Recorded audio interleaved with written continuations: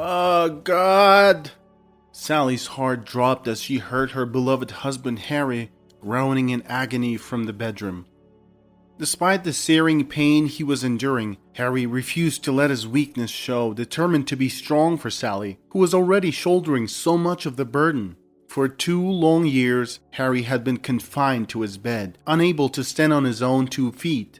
Despite the immense difficulty, Sally never once entertained the idea of giving up on Harry and sending him to a hospice.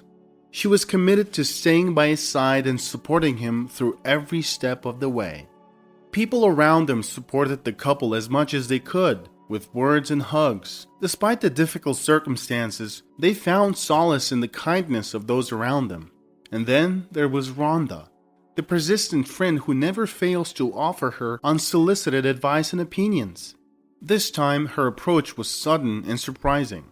"Sally, I know it's none of my business, but you're gonna hurt yourself. Why do you have to go through this? You're pretty and still so very young. Think about that," Rhonda said to her one day. "What are you talking about, Rhonda? I expected you to say something nicer than that." Sally was disappointed in her close friend. Sally was still young and had a lot of potential for a fulfilling future, but her prospects were now darkened by Harry's devastating illness. The burden of the situation was overwhelming, causing her to weep as she was filled with emotions. The sadness in her eyes reflected the intense love she had for her husband and the pain she felt at witnessing his suffering. As Sally cooked breakfast, she couldn't help but think back to the beginning of their love story. 10 years prior, as a young student on the brink of graduation, she had fallen deeply in love with her philosophy professor. He was 23 years her senior, but with his smooth, velvety voice and eloquent words, he had captivated her completely. Sally was just one of many young women charmed by the professor's charisma, but for her, he held a special place in her heart. The love she felt for him was all-consuming, and in that moment, nothing else in the world seemed to matter. Sally came from a wealthy but small family, consisting only of her and her mother, Mrs. Gardner. Sadly, her grandparents had passed away years ago. The infertility of Sally's grandmother, Mrs. Foyle, was the root cause of the small family.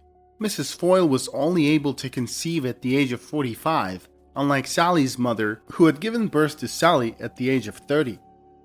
Sally's father was somewhere out in the world, having chosen to run away when he learned of Mrs. Gardner's pregnancy. He was not interested in starting a family and only wanted to have a relationship with Mrs. Gardner with no strings attached. He was 10 years older than her, but when faced with the prospect of fatherhood, he chose to flee instead of stepping up and accepting his responsibilities. Mrs. Gardner chose not to pursue him, realizing that it would be better for Sally to grow up without a father who was not willing to be a responsible and loving parent. She made the difficult but selfless decision to raise Sally on her own, putting her daughter's well-being above her own desire for a complete family. Despite the challenges of raising a child on her own, Mrs. Gardner was determined to be an independent woman and provide for Sally. However, she soon found out that raising a child was not as easy as it seemed, and she was grateful for the support of her wealthy parents. They were always ready to help, assuring Mrs. Gardner that they could handle many things and assist in raising their granddaughter Sally. Sally's grandfather, Mr. Foyle, was a self-made man who had built his own wealth from the ground up. At the young age of 16, he left his hometown and journeyed to the city in pursuit of his dreams. He took on odd jobs, the crucial one being cleaning windows on tall buildings. That's how he would meet wealthy individuals and learn from them. With his determination and entrepreneurial spirit, Mr. Foyle was able to build a successful construction business and become a millionaire by the age of 25. Thanks to his success, the family was financially secure and did not have to worry about financial struggles. Hurt by the betrayal of the man she loved, Mrs. Gardner found it difficult to trust and love again. She saw only negativity and selfishness in men and felt no need for their attention. Instead, she poured all of her energy and love into raising her daughter, Sally. Mrs. Gardner was immensely proud of her daughter, who brought joy to her life with her many talents and loving nature. Sally was truly one of a kind and brought happiness and fulfillment to her mother's life. Sally excelled in school and was particularly gifted in the arts. After high school, she went on to study interior design in university, where she eventually landed a prestigious job at a design company in Europe. Her co-workers and colleagues recognized her talent and saw a bright future ahead of her if she continued to develop her skills and work hard at the company. But for some reason, Sally decided to pursue her master's degree. When Sally turned 20, the sudden loss of her grandparents with difference in just a week was a big shock for her and Mrs. Gardner. They had lost not only their parents, but also the source of love, comfort, and support in their lives. Mrs. Gardner especially took the loss of her parents hard, as she had been very close to them. They used to share everything with each other and would often talk for hours on end. In their absence, the big house that was once filled with laughter and love became quiet and somber. The memories of them were everywhere, and it felt like they were still there, but their physical presence was greatly missed. Adding insult to injury, the relationship between mother and daughter also deteriorated in that period of their lives. It all started when Sally went back to school to pursue her master's. She fell in love with her professor, who was in his late 50s. Mrs. Gardner didn't like where it was going at all. When Sally brought her boyfriend to meet her mother, Mrs. Gardner was taken aback by his age. He was nearly the same age as her. Despite him being a well-respected professor, Mrs. Gardner was able to see right through him and was not impressed by the relationship. The relationship between mother and daughter was only getting worse. Mrs. Gardner was not the one in love with Magnus, which meant she could objectively assess the whole picture. She was able to draw from her own past experience with a similar gentleman to warn Sally about the pitfalls of rushing into a relationship. Despite her mother's warnings, Sally seemed determined to ignore any warning signs and red flags. Mrs. Gardner felt helpless as she tried to explain to her daughter that her feelings were likely just temporary and that it takes time to truly get to know someone. But Sally was resolute in her feelings and refused to listen to her mother's advice. Determined to protect her daughter, Mrs. Gardner decided to take matters into her own hands and launched her own investigation into the professor's background. With the help of her influential friends in Europe, she was able to uncover some disturbing details about the man who was supposedly going to be her son-in-law. It was revealed that the professor had a history of seducing young students. He would carefully select his victims, who were usually attractive and talented young women who were struggling with their studies. Mrs. Gardner's investigation also uncovered evidence of the professor's financial instability, as she discovered several loans under his name that were consistently overdue. At first, she tried to talk to her daughter and express her concerns, but Sally was stubborn and refused to listen. Mrs. Gardner was eventually forced to take a more direct approach and demand that Sally end her relationship with the professor. She believed that the older man was only using her daughter for monetary gain, given her family's wealth. This led to numerous confrontations between the two generations, each one becoming increasingly heated. "How can you not understand, Sally?" Mrs. Gardner would say. "He's going to use you, and then when he's taken what he wants, he'll get rid of you. I've seen people like him before." They both knew that Sally was born as a result of a relationship that wasn't going anywhere. However, Mrs. Gardner believed that in their case, they were young and naive. This was different, as the professor was a man who deliberately targeted young and wealthy women, using them for his own gain and then discarding them once he was done.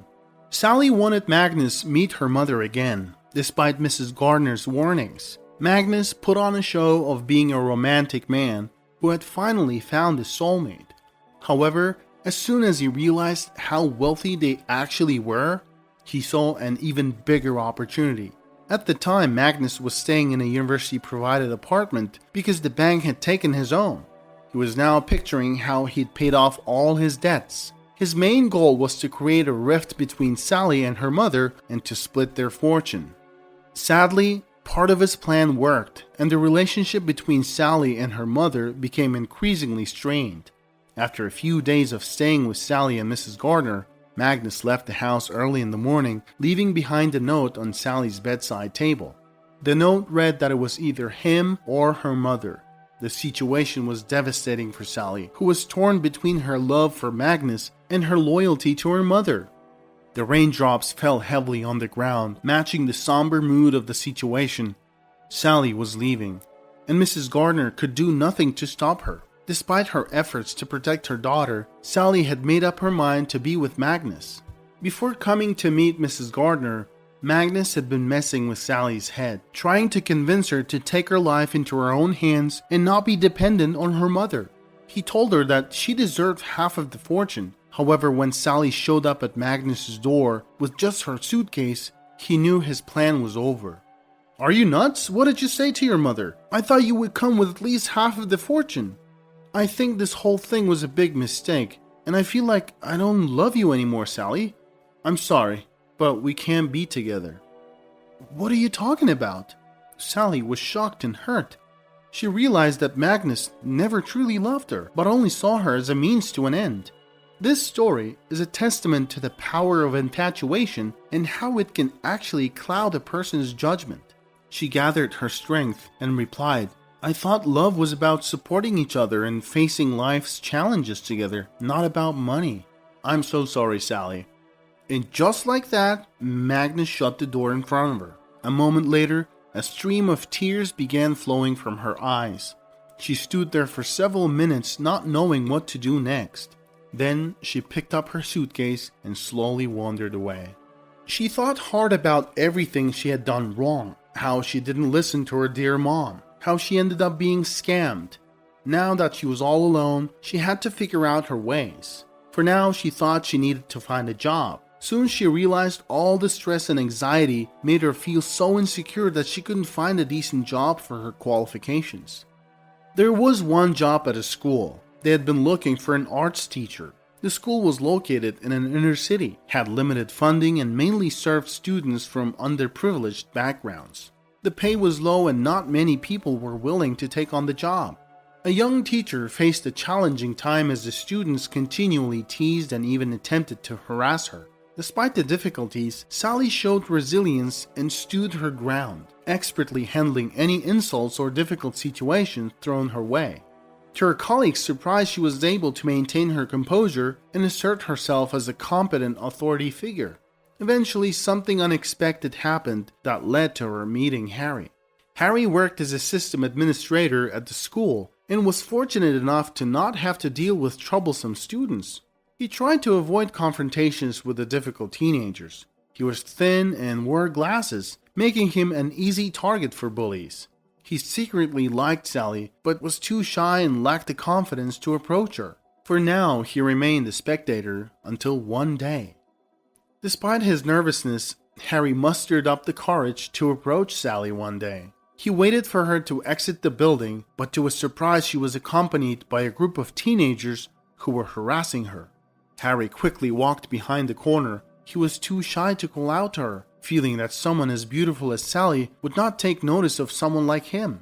The teenagers were much bolder and continued to shout insults at her. Harry, hesitant about his next move, decided just to follow them.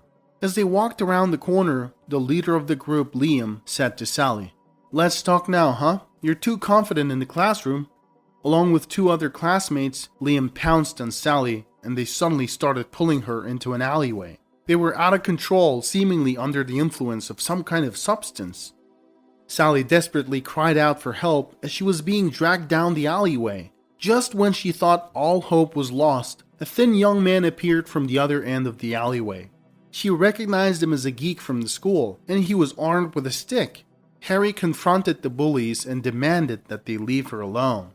The bullies greeted Harry's arrival with mocking laughter and quickly turned their attention to him. The situation was about to turn into a double attack, but Sally took action that she never thought she was capable of. She grabbed a brick from the ground and swung it at Liam, hitting him on the shoulder. The blow was hard enough that Liam immediately retreated and raised his hands in surrender. Then she started screaming at them hysterically, like a wounded dog. The other two bullies stopped their attack and fled the scene, but they did manage to jump on Harry on the way and beat him up. Harry was left badly injured and spent a week recovering. Sally checked up on him the whole week. After the attack, the teenagers were reported and they were expected to be sent to juvenile detention. This event had a significant impact on the school, as the rest of the students began to show more respect towards the young teacher. After all, she dealt with one of the most difficult kids of the school. From that point on, no student dared to misbehave in her class. Harry and Sally became close friends over the years, but Harry never dared to reveal the deeper feelings he had for her. He was afraid that confessing his love would lead to rejection and the end of their friendship, and he couldn't bear the thought of never hearing Sally's cheerful laughter again. When Harry finally confessed his love to Sally, she was overjoyed. She had been secretly in love with him too, but was also afraid of ruining their friendship. From that moment on, they started a new chapter in their lives and became a happy couple. Harry was an absolute opposite of Sally's previous love. He was willing to sacrifice his life for Sally's happiness. They had a wonderful time together and even planned to start a family. However, tragedy struck. Harry woke up one day with a really bad headache. When he got up, he couldn't stand on his feet. It was the unhealed hematoma from the injury. The doctors gave him a grim prognosis and informed him that he wouldn't have much time left to live. The only hope they had was a costly procedure at a clinic, which they couldn't afford. Sally considered asking her mother for help, but her mother had sold her home and disappeared without a trace, wanting to leave her past behind. Sally had to leave school to take care of Harry, but they needed some kind of income. She looked for something part-time for a while and found one. A wealthy household needed a cleaner. She was happy they hired her, even though the residents appeared to be haughty and harsh towards her. But Sally didn't care about the way she was treated, as long as she was getting paid weekly. While cleaning the house, she noticed a framed portrait on the wall and couldn't believe her eyes. That was her childhood photo. She was overwhelmed by memories, but confused as to what her portrait was doing in this house. The owner said that they purchased the house recently and the previous owners must have forgotten to take it. It didn't really sound suspicious to Sally. She figured her mother must have lived in this house and, when she moved out, left the portrait. Sally thought she probably left it there on purpose since she was upset with her.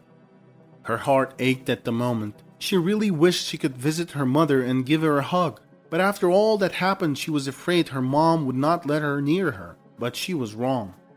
The owners left the house. They asked Sally to just clean up downstairs and ignore the upstairs. They said their mentally ill sister had been living with them and she'd been going through a difficult time. Sally thought it's even better for her, as she won't have to do much work. While she was dusting the TV stand in the hallway, she heard a low moan from upstairs. She stopped and listened.